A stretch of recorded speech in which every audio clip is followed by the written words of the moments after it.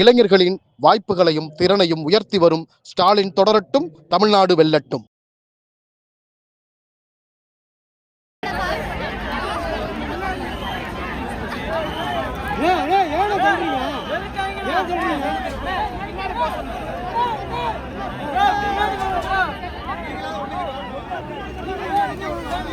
விஜயோடைய பிரச்சாரம் பொதுக்கூட்டம் கூட்டம்னாலே பல பேர் சிக்கி கதறதா அந்த கூட்டமா இருக்கும். இது மாநாடா இருந்தாலும் சரி, பிரச்சாரமா இருந்தாலும் சரி. நீங்க கரூர்ல 41 பேரை படுகொலை செஞ்சுட்டான்.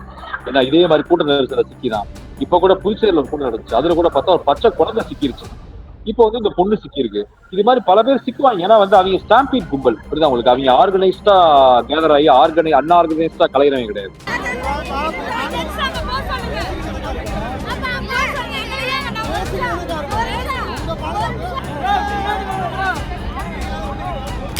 பாதம் அந்த பகுதியில வந்து பாத்தீங்கன்னா எலும்பு முறிவு ஏற்பட்டு ஜாயிண்ட், அந்த பாதத்துக்கு இருக்கக்கூடிய ஜாயிண்ட்ல வந்து எலும்பு முறிவு ஏற்பட்டு ரொம்ப வேதனைக்குரிய ஒரு விஷயம். யோசிச்சு பாருங்க, ஒருத்தன் கார் ஓட்டுறவன் யோசிச்சு பாருங்க, அந்த இது கூட பார்க்காம ஓட்டுவேன். யோசிச்சு பாருங்க, ஒரு போலீஸோட காலில் ஏத்துற அளவுக்கு நீ கார் ஓட்டிக்கிட்டு இருக்க. அதான் சொல்றேன், இவங்க வந்து கரூர்ல 41 உயிரை படுகொலை செஞ்சாங்க. அடுத்து இந்த விஜயால இந்த கேஸ் விலை ஏறுவதற்கு திமுக ஒரு காரணம் சொல்றாரு. இன்னைக்கு இந்த நபருக்கு வந்து பொருளாதார கொள்கை, வெளியுறவு கொள்கை, ஃபாரின் பாலிசி, எக்கனாமிக் பாலிசி, ஏன்னா எது வந்து யார் கட்டுப்பாட்டுல இருக்கு எதுவுமே தெரியாது. நான் என்ன கேட்கறேன்னா, Adani oil corporation, Reliance oil corporation, Indian oil corporation, Bharat petroleum, Bharat gas, இப்ப நான் லிஸ்ட் பண்றேன் பாருங்க. ஓஎன்ஜிசி ஒரு அமைப்பு இருக்குது. அதை பத்தி விஜய்க்கு தெரியுமா இல்லையா? கேஸ் எல்லாம் புக் பண்ணீங்கன்னா புக் ஆகுதா? இந்த கேஸ் பிரச்சனையினால எவ்வளவு பிரச்சனைகள். இவங்களாச்சும் கொஞ்சம் முன்னெச்சரிக்கையா இருந்திருந்தா அட்லீஸ்ட் நம்ம ஊர்லயே ஆச்சும் இந்த கேஸ் தட்டுப்பாடை கொஞ்சம் கண்ட்ரோல் பண்ணிருக்கலாம். ஒரு விஷயம் நான் சொல்றேன், பவன் கல்யாணுக்கு விஜய்க்கு ஒரு ஒற்றுமை இருக்கு. 2 பேருமே பாஜக RSS உடைய கைக்கூலி. அதுல வந்து உண்மையில நான் ரொம்ப பாராட்டு 2 பேருமே. ஏன்னா வந்து 2 பேருமே ஒரே டீம் தான். ஏன்னா 2 பேருமே மோடி, அமித்ஷா, 3% பிராமண பார்ப்பன கும்பலுடைய கைக்கூலி, மயிலாப்பூர் துக்ளக் குருமூர்த்தி ஐயருடைய கைக்கூலி, அதுக்கடுத்து வந்து RSS பாஜக கைக்கூலி. குறிப்பா ஒரு விழுக போன இவர் வந்து காப்பாற்ற போறது மாதிரி வண்டியில இருந்து இறங்குறாரு, சினிமா படம்ல போறாரு இல்லையா? இதுதானே பசங்களுக்கு பிடிச்சிருக்கு. ஏதோ அவருக்கு ஒரு ஈர்ப்பு ஏற்படுது அவங்களுக்கு.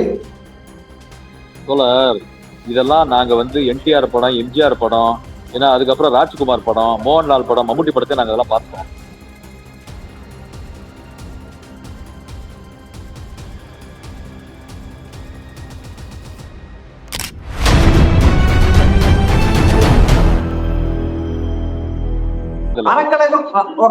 அறக்கழகம் பார்வையாளர்களுக்கு வணக்கம்.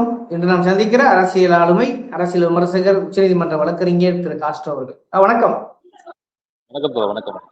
இன்னைக்கு திருச்சியில வேட்புமனு தாக்கல் செய்திருக்கிறார் விஜய்.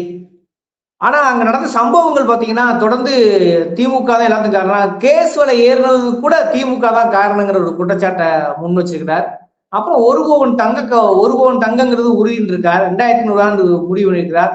தீய சக்தி திமுகவே வீட்டுக்கு விரட்டும் சொல்லியிருக்காரு.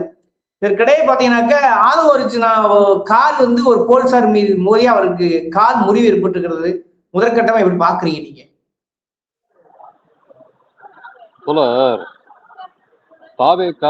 தாவேகா தக்கூரி தலைவன் விஜய், தாவேகா அனில் குஞ்சுகர் என்ற அந்த ஒரு டுபாக்கூர் கூட்டம் இருக்குல்ல, அந்த டுபாக்கூர் கூட்டத்தால தமிழ்நாட்டில் இருக்கக்கூடிய அனைத்து மக்களுக்கு வந்து பல வழிகள்ல வந்து ஆபத்து நடந்துச்சு. ஒரு பேராபத்து சூழல் சூழ்ந்திருக்கு. அப்படிதான் நான் பாக்குறேன்.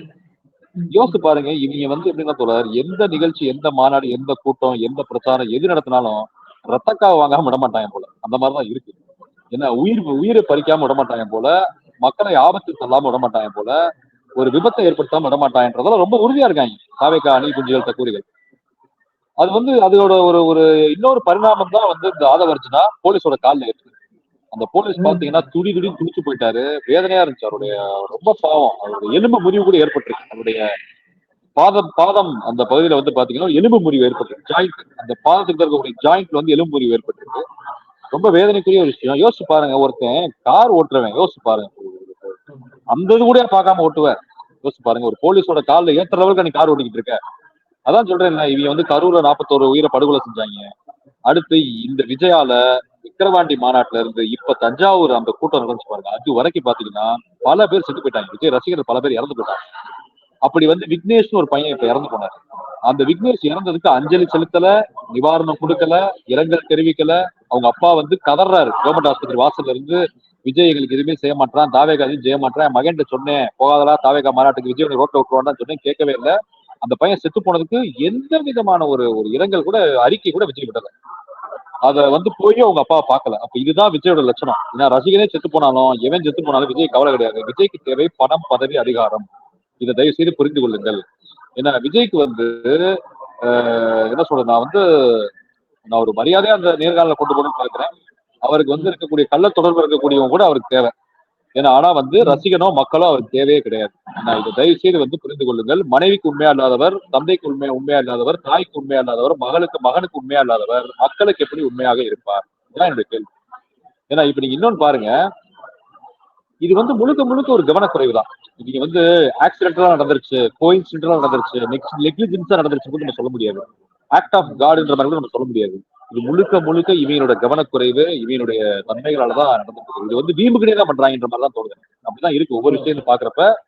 இது வந்து ஒரு சீரியல் கில்லர் கும்பல். தாவேகா கும்பல் வந்து ஒரு சீரியல் கில்லர் சைக்கோ கும்பல். அது வந்து அமைச்சர்கள் வந்து அந்த சம்பந்தப்பட்ட காவல்துறை போலீஸ்கார போய் பார்த்து ஆறுதல் கொடுத்து வருத்தம் தெரிவிச்சுக்காரு. நான் என்ன சொல்றேன்னா, நீ வந்து நான் என்ன சொல்றேன், சரி ஆதரவு தெரிவிச்சா வருத்தம் தெரிவிச்சுன்னு சொல்றேன். ஒரு பைசா பணம் நீ கொடுக்குறியா, நிவாரணம் கொடுக்குறியா? நீ ஏதாவது பாதிக்கப்பட்டிருக்காங்களே ஒரு செலவுகளுக்கு போய் ஏதாவது செஞ்சிருவியா? ஏன்னா வாயில வந்து 1000 பேர் பேசலாம். ஏதாவது ஒரு நிவாரணம், ஒரு சப்போர்ட், ஒரு காம்பன்சேஷன், ஒரு சொலாஷன், ஏதாவது ஒண்ணு, ஒரு நேரில் போய் ஸ்பாட்ல போய் அவர் மீட் பண்றது, ஒரு வருத்தம் தெரிவிக்கிறது. ஒரு சோசியல் மீடியா பக்கத்துல டிவிக்கே வச்சிருக்கீங்கல்ல, சோசியல் மீடியா வெர்ச்சுவல் வாரியர்னு பொறுக்கியில் சுத்திட்டு இருக்காங்க, ஆன்லைன் ஜாம்பி சுத்திட்டு இருக்காங்கல்ல, சைக்கோ கும்பல், சீரியல் கில்லர் கும்பல். ஏன்னா இவங்க எல்லாம் வந்து பாத்தீங்கன்னா வந்து இவங்க வந்து என்ன சொல்றேன்னா, ஒரு இரங்கல், ஒரு வருத்தம் அது கூட பதிவு பண்ண மாட்டீங்களா? அந்த அளவுக்கு மனிதாபிமானம் இல்லாம இருக்கீங்க நீங்க. அதான் சொல்லல போற, இது எல்லாமே வீம்புக்குன்னே பண்றாங்க. அட்ராக்ஷனை சீக் பண்றதுக்காக வீம்புக்குன்னே பண்றாங்க. இவங்களே ஆள் செட் பண்ணி அழுக விடுறாங்க. விஜயோட ரசிகனுக்கு ஃபுல்லா விஜய்க்கு பொண்டாட்டியா இருப்பேன், விஜய்க்கு வந்து தங்கச்சியா இருப்பேன், அக்காலா இருக்கேன், ஆத்தாலா இருப்பேன்றது. விஜய் கூட நாங்க வந்து இன்னும் கொச்சையான, மிகவும் அருவருக்கத்தக்க ஆபாசமான வார்த்தைகள் எல்லாம் பேசுறாங்க விஜயோட ரசிகர்கள். இந்த கும்பல் வந்து தமிழ்நாட்டில் அப்புறப்படுத்தப்பட வேண்டிய கும்பல் கிடையாது, தேர்தலில் வீழ்த்தப்பட வேண்டிய கும்பல் கிடையாது, அழித்து ஒழிக்கப்பட வேண்டிய கும்பல்றதுல நான் ரொம்ப உறுதியா இருக்கேன். இன்னொரு விஷயம் நடந்திருக்கு. என்னன்னா, வழக்கம் போல் கரூர் சம்பவம் மாதிரியா ஒரு நெருக்கடி, ஒரு நெருக்குதல, ஒரு கூட்டம் நடந்திருக்கு, சாம்பேடுக்கு நடந்திருக்குது. அதுல ஒரு பொண்ணு கதற காட்சி வந்து வைரல் ஆயிருக்கு. இப்ப அந்த பொண்ணு வந்து என்ன சொல்றது, ரொம்ப இக்கடான ஒரு சூழ்நிலை இருக்கிறாங்க கேள்விப்பட்டோம். அது நடந்துகிட்டு இருந்துச்சு. அதை எப்படி சேர்த்து புரிஞ்சுக்கிறது? இப்ப திருச்சி கூடத்துல அது நடந்திருக்கு. இப்ப இந்த அப்நார்மலா அழுகிறது, சைக்கோ மாதிரி கத்துறது, இது எல்லாமே செட்டிங் தான் நான் பாக்குறேன். இது வந்து நேச்சுரலா நடக்கிறது கிடையாது, புரியுதா? இப்ப வந்து எம்ஜிஆர் நடந்தது, சிவாஜி கணேசன் நடந்தது, ஏன்னா ஜெயலலிதாவுக்கு நடந்தது, கலைஞருக்கு நடந்தது, இப்ப இருக்கக்கூடிய தமிழ்நாடு முதலமைச்சர் தளபதி மு க ஸ்டாலின், துணை முதலமைச்சர் உதயநிதி ஸ்டாலின் அவருக்கு நடக்குதுன்னா கூட ஒரு நேச்சுரலா மக்களா அதை பண்றான். நம்ம அதை பாக்குறோம். நம்ம அது வந்து ஃபேக்கா பண்ணா எப்படி இருக்கும், ரியலா பண்ணா எப்படி இருக்கும் நமக்கு தெரியும். இவங்க எல்லாமே செட்டிங் கொள்றது, எல்லாமே செட்டிங் பண்ணி ஆளை நிக்க வச்சு அழுக விடுறாங்க, செட்டிங் பண்ணி கதற விடுறாங்க, செட்டிங் பண்ணி ஒரு இதை பண்றாங்க. அதான் நான் சொல்லிட்டு இருக்கேன். அந்த வார்த்தை செட்டிங் நான் ஏன் பயன்படுத்துறேன்னா, பிளான்டு, எல்லாமே planned conspiracy, planned agenda. Aadhav Arjuna அதுக்கு ஃபண்டிங் பண்ணி செலவு பண்றேன், இதுதான் உண்மை. தலைக்கு 500,000 ரூபாய் செலவு பண்றேன் ஆதவர்ஜுனா. நீ அழுமான்னு சொல்லி 1000 ரூபாய் கொடுக்குறேன். ஏன்னா நீ வந்து கதருமா, ரோட்ல கிடந்து உருளுமான்னு சொல்லி ஒரு 300 ரூபாய் 500 ரூபாய் கொடுக்குறேன். இப்படி செட்டிங் பண்ணி தான் அவங்க எல்லாமே பண்ணிட்டு இருக்காங்க. தயவுசெய்து எதுவுமே நேச்சுரல் கிடையாது, தயவுசெய்து நீங்க புரிஞ்சுக்கோங்க. ஏன்னா இது எல்லாருமே செட்டிங் கும்பல், துபாக்கூர் கும்பல், ஒரு போலியான மாய பிம்பம்ன்றதை நான் பல முறை பதிவு பண்ணிட்டு இருக்கேன். விஜயோடைய பிரச்சாரம், கூட்டம்னாலே பல பேர் சிக்கி கதறதான் அந்த கூட்டமா இருக்கும். இது மாநாடா இருந்தாலும் சரி, பிரச்சாரமா இருந்தாலும் சரி. நீங்க கரூர்ல 41 பேரை படுகொலை செஞ்சுட்டான். ஏன்னா இதே மாதிரி கூட்ட நெரிசல சிக்கிதான். இப்ப கூட புதுச்சேரியில ஒரு கூட்டம் நடந்துச்சு, அதுல கூட பார்த்தா ஒரு பச்சை குழந்தை சிக்கிருச்சு. இப்போ வந்து இந்த பொண்ணு சிக்கி இருக்கு. இது மாதிரி பல பேர் சிக்குவாங்க. ஏன்னா வந்து அவங்க ஸ்டாம்பீட் கும்பல், புரியுதா உங்களுக்கு? அவங்க ஆர்கனைஸ்டா கேதர் ஆகி அன்ஆர்கனைஸ்டா கலையிறவங்க கிடையாது. அவங்க அன்ஆர்கனைஸ்டா கேதர் ஆகி ஆர்கனைஸ்டா கலையிறவங்க. இது ரெண்டுக்கு வித்தியாசம் இருக்கு. ஏன்னா இந்த கும்பல் வந்து ஒரு அன்ஆர்கனைஸ்டு கும்பல், ஒரு தக்கு, ஒரு ரோகு, ஒரு பொறுக்கி ரவுடி கும்பல். ஏன்னா இப்படிதான் நீங்க அதை பார்க்கணும். அப்போ வந்து ஆட்டோமேட்டிக்கா பெண்கள் சிக்கினாலும், குழந்தை சிக்கினாலும், வயசான முதியோர்கள் சிக்கினா, யாரும் சிக்கினாலும் கவலைப்பட மாட்டாங்க. ஏன்னா அவங்களுக்கு வந்து என்ன, உயிரை பத்தி கவலை கிடையாது, மனிதர்களை பத்தி மதிப்பு கவலைகள் கிடையாது. நான் இன்னொன்னு சொல்றேன், விஜய் கூட்டத்துக்கு போறவங்க தயவுசெய்து சவப்பட்டியை தூக்கிட்டு போயிருங்க. எந்த நேரம் வேணாலும் நீங்க வந்து ஒரு மரணம் அடையலாம், டக்குனு சவப்பட்டிகள் நீங்களே படுத்துக்கோங்க. இதான் நான் ஓப்பனா நான் சொல்றேன். விஜய் எந்த ஊருக்கு போனாலும் கவர்மெண்ட் ஹாஸ்பிட்டல் அலர்ட்டா வைங்க, ஆம்புலன்ஸ் எப்பவுமே அலர்ட்டா வைங்க, டாக்டர்ஸ்லாம் அலர்ட்டா இருங்க. எப்பனாலும் பாடியும் இல்ல வந்து மக்களோ அவதிப்பட்டு உங்க ஹாஸ்பிட்டல் வருவாங்க. இதான் இந்த நிலைமை தான் இருக்கு. நான் உண்மையா நான் பதிவு பண்றேன். விஜய் வந்து ஒரு ஆபத்து, தாவேக்கு ஒரு ஆபத்து. தாவேகா அணில் குஞ்சுகள் தமிழ்நாடு. ஆமா, இன்னொரு விஷயம் இப்ப என்ன இன்னொரு வைரல் ஆகிட்டு இருக்குன்னா, பவன் கல்யாணை போன்றே இவரும் இவரும் அதே மெத்தடை ஃபாலோ பண்றாரு விமர்சனம் வருகிறது. பவன் கல்யாண் போலவே பாத்தீங்கன்னா விஜயும் இன்னைக்கு பிரச்சார கூட்டத்தில் நடந்து இருந்திருக்காரு. இன்னொன்னு என்னன்னா, ஒரு பையன் கீழே விழுக போற பையனா போய் காப்பாத்த இறங்குற மாதிரியா ஒரு கதாநாயக மாதிரியான ஒரு விஷயத்தையும் விஜய் பண்ணிருக்காரு. ரெண்டும் சேர்த்து பாக்குறீங்க. எல்லாமே ஒரு நாடகம் தான். இது என்னன்னா திரையில பண்றதை ஒரு தரையில பண்றாரு. அப்பப்ப ஏன்னா படத்துல பண்றத ஒரு நட்சத்திர சொல்ல பண்ணுவாரு. ஆனா ஒரு விஷயம் நான் சொல்றேன், பவன் கல்யாணுக்கு விஜய்க்கு ஒரு ஒற்றுமை இருக்கு. ரெண்டு பேருமே பாஜக RSS உடைய கைக்கூலி. அதுல உண்மையில நான் ரொம்ப பாராட்டுவேன் ரெண்டு பேருமே. ஏன்னா ரெண்டு பேருமே ஒரே டீம் தான். ஏன்னா ரெண்டு பேருமே மோடி, அமித்ஷா, 3% பிராமண பார்ப்பன கும்பலுடைய கைக்கூலி, மயிலாப்பூர் துக்ளக் குருமூர்த்தி ஐயருடைய கைக்கூலி, அதுக்கடுத்து RSS பாஜகவோட கைக்கூலி. அவர் ஆந்திரால அந்த வருஷம் RSS பாஜக பி டீம், விஜய் தமிழ்நாட்டுல RSS பாஜகவோட பி டீம். அவ்வளவுதான் வித்தியாசம் இருக்கு ரெண்டு பேருக்கும். ஏன்னா ரெண்டு பேருமே ஒரே அஜெண்டா தான். சனாதன தர்மா, இந்து ராஷ்டிரா, அகண்ட பாரத், இந்த RSS பாஜக கும்பலுக்கு வேலை பாக்குறாங்க, நல்ல வேலை பார்த்துக்கிட்டு இருக்காங்க. இது தயவுசெய்து புரிஞ்சுக்கோங்க.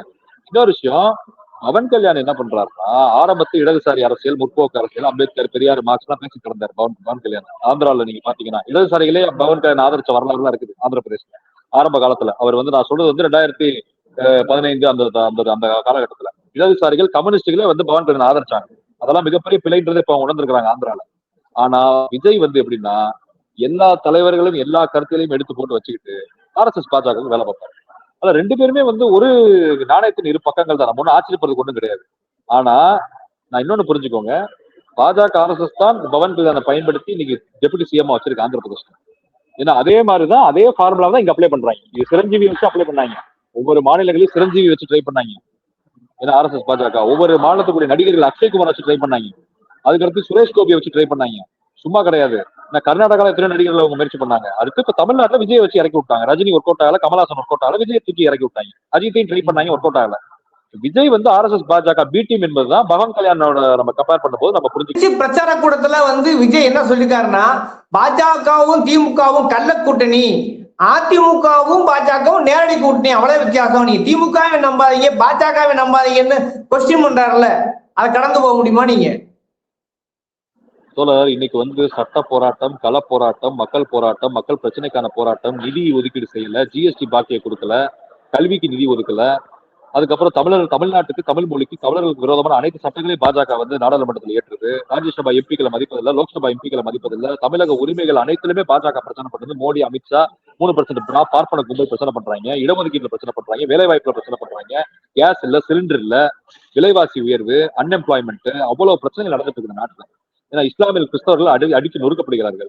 பட்டியல் சமூகத்துக்கு பிரச்சனை ஏற்பட்டிருக்கு. பிற்படுத்தப்பட்ட சமூக இடஒதுக்கீடுல பிரச்சனை பண்றாங்க. வேலைவாய்ப்பு எல்லா மட்டத்திலுமே, கல்வி, வேலைவாய்ப்பு, சுகாதார, உள்கட்டமைப்பு எல்லா துறைகளிலுமே தமிழ்நாட்டை நாசமாக்குறான் RSS பாஜக. RSS பாஜக தமிழ்நாட்டுக்கு ஏதாவது ஒரு நல்லது பண்ணிருக்காங்க சொல்லுங்க? எய்ம்ஸ் வரல, மெட்ரோ வரல. ஏன்னா கோயம்புத்தூர், மதுரையில மெட்ரோ வரல. எய்ம்ஸ் கட்டிட்டு கிடக்கேன் இன்னும். ஏன்னா அப்ப இவ்வளவு நான் லிஸ்ட் பண்ணிருக்கேன்ல, இப்ப நீங்க கொடுத்த அந்த ஒரு நிமிஷத்துல இத்தனை அணினிகள் லிஸ்ட் பண்ணிருக்கேன்ல, இதை எடுத்து விஜய் கொலை கொடுத்திருக்காரா? இதை எடுத்து விஜய் கொலை கொடுத்திருக்காரா? பாசத்தை பத்தி என்னைக்கா பேசிருக்காரா? பாசத்தை பத்தி மோடி, அமித்ஷா வார்த்தையை சொல்லியிருக்காரா? RSS பாஜக வார்த்தையை சொல்லியிருக்காரா?